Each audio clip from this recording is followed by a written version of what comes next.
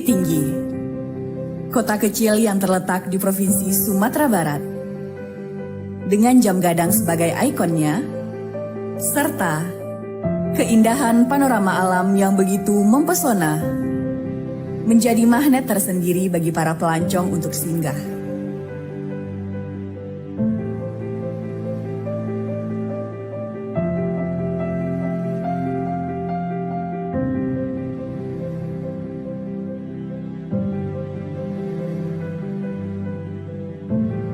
Tak jauh dari sana, terdapat sebuah bangunan kokoh yang masih berdiri utuh semenjak tahun 1959. Bangunan yang menopang masa depan para penerus bangsa, yaitu SMA Negeri 1 Bukit Tinggi.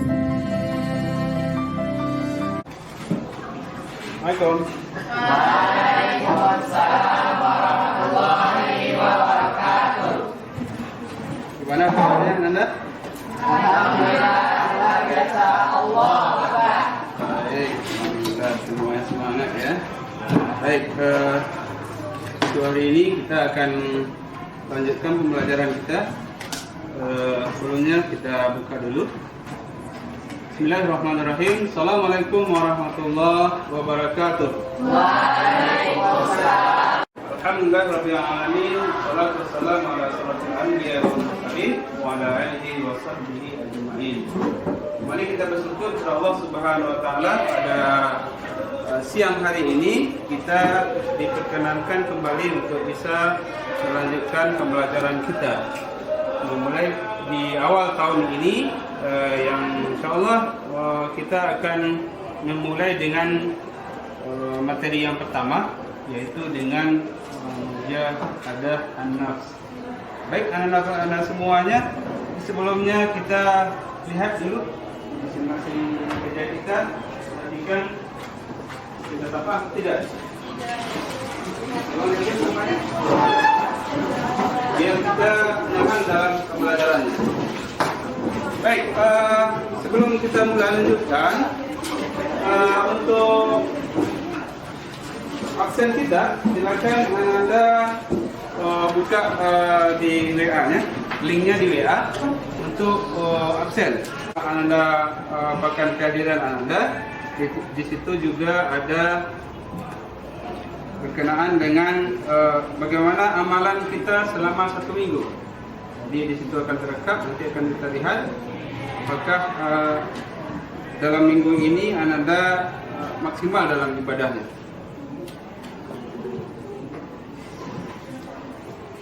Baik, sebentar lagi kalau sudah di WA-nya nanti diisi ya Nanda ya. Kita lanjutkan dulu untuk materi kita hari ini.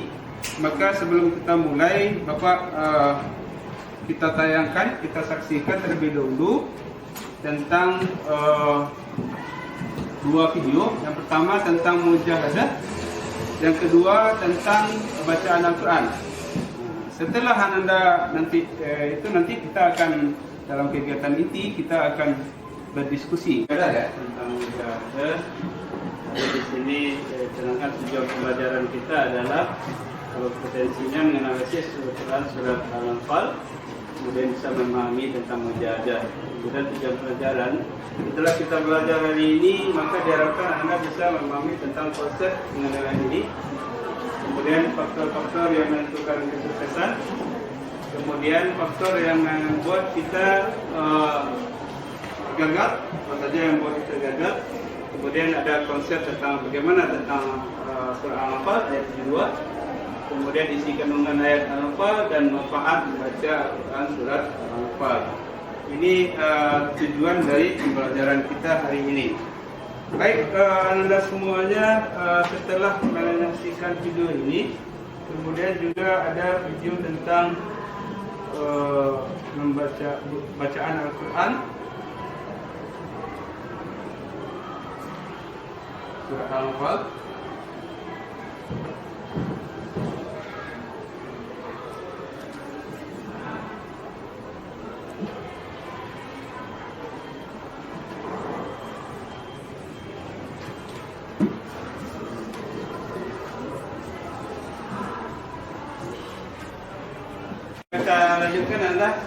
setelah Ananda melihat video yang ditayangkan tadi, ada tentang mujahadah sendiri dan ada tentang bagaimana membaca Al-Quran surah Al-Anfal itu sesuai dengan tajwidnya. Jadi sekarang Bapak minta Ananda untuk menjadi 5 kelompok. Jadi yang putra 1 kelompok, kemudian yang putih kita bagi menjadi 4 kelompok. Untuk memudahkannya, yang putih ini kelompok 1 ya, kelompok 2, kelompok 3, 4. Coba anda sini ya. Ini dapat bagian ini. Apa ya? Ya. Jangan video yang Pak tampilkan tadi ada beberapa masalah yang perlu kita bahas. Jadi nanti Anda cari permasalahan untuk kelompok 1 itu tentang konsep diri.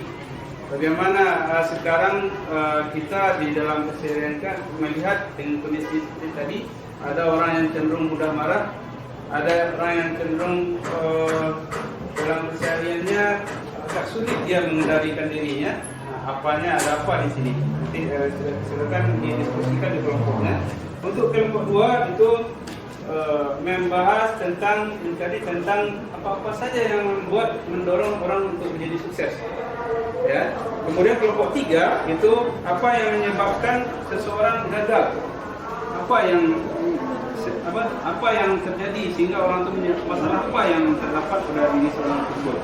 Kemudian kelompok 4 itu mencari menganalisis tentang isi kandungan dari surah Al-Anfal ini. Apa saja yang terdapat.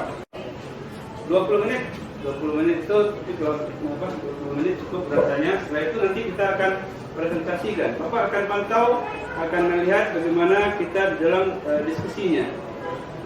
Silakan Anda menunjuk kelompok masing-masing untuk membahas diskusi.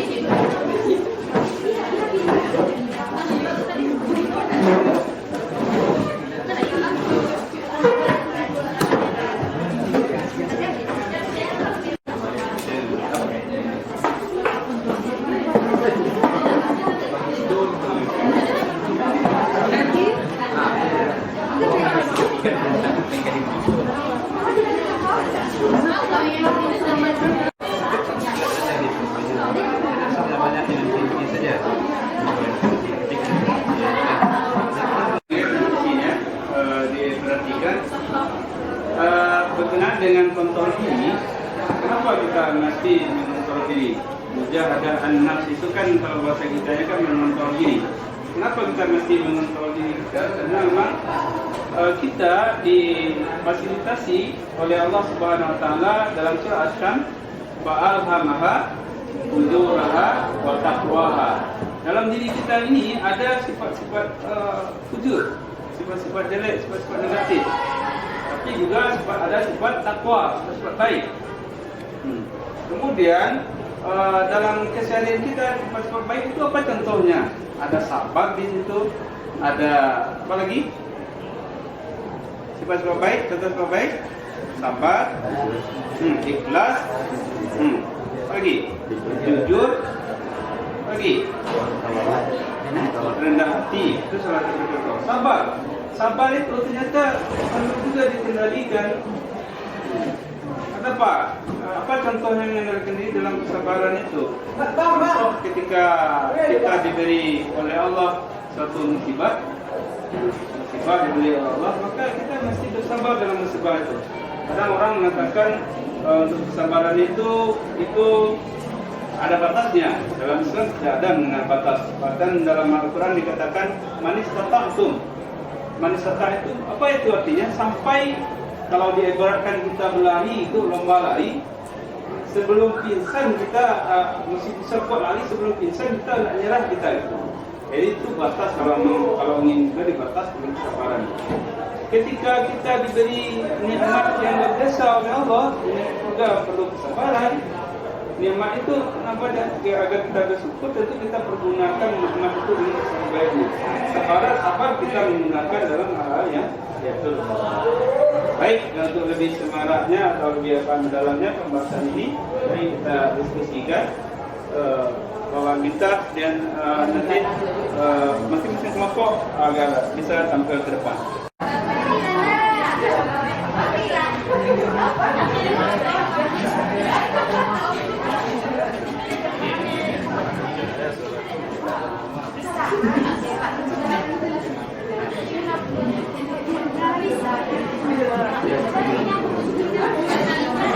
Baik, kita dengarkan teman-teman, kita kelompok 3. Silakan kelompok 3. Assalamualaikum warahmatullahi wabarakatuh.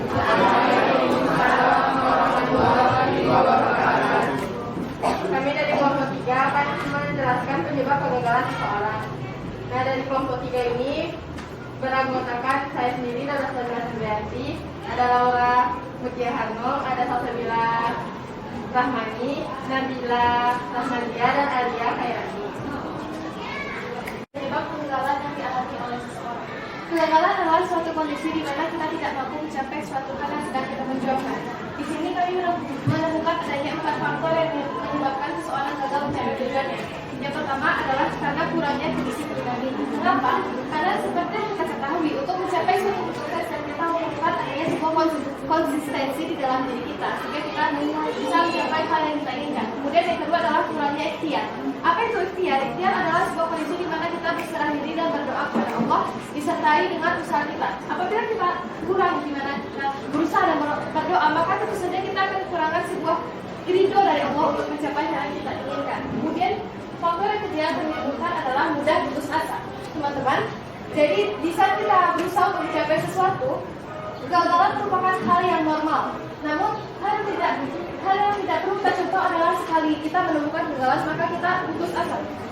Jadi kesimpulannya adalah apabila kita mencapai suatu kegagalan, kita harusnya kembali bangkit dan kembali melanjutkan usaha kita. Kemudian faktor yang keempat yang kami temukan adalah kurangnya keimanan. Berhubungan dengan faktor kedua itu kurangnya ikhtiar tadi. Jadi dengan kurangnya keimanan maka tentu saja juga kurang adanya faktor keagamaan dari diri kita sendiri. Baiklah, sekian dari. Baik, kita kasih aplaus untuk kita dalami tentang masalah kegagalan ini. Silakan Anda untuk pertanyaan kepada kelompok 3. Pertanyaan untuk kelompok 3. Tadi kita dijelaskan bagaimana apa saja penyebab dari kegagalan. Yang salah satunya itu adalah mudah putus asa. Mudah putus asa di sini itu adalah ketika seorang itu telah gagal ketika dia mencapai tujuannya. Apakah jika seandainya dia gagal berkali-kali, apakah dia termasuk golongan orang yang mudah putus asa, atau dia tergolong orang-orang yang telah menyerah dan memiliki haluannya ke yang lain? Terima kasih aplaus untuk gagal itu tidak ada. Keindahan kehidupan bagi orang yang Islam itu, orang beriman, adalah bagaimanapun kondisinya yang ada dalam kesehariannya, maka itu selalu menjadi indah dan nikmat bagi dia. Kalau orang yang imannya kuat itu, umpamanya hari ini dia tidak berhasil atau gagal hari ini, maka dia akan berusaha terus dan dia akan introspeksi diri dan anggap itu adalah kegagalan adalah batu loncatan untuk berhasil. Jadi itu seperti itu. Baik, kita cukupkan untuk kelompok 3. Terima kasih lagi aplaus untuk 5 ya. Semangat musyawarah. Sekarang kita ke depan.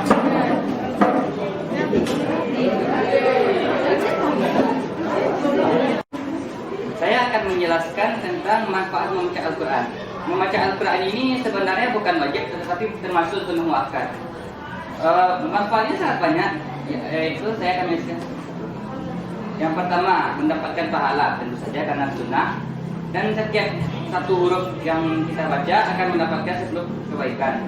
Satu huruf di sini bukan berarti alif lam mim itu satu huruf, tetapi alif satu huruf, lam satu huruf, dan mim satu huruf. Yang kedua adalah memperoleh syafaat di padang mahsyar. Karena dia ketika umat Islam itu di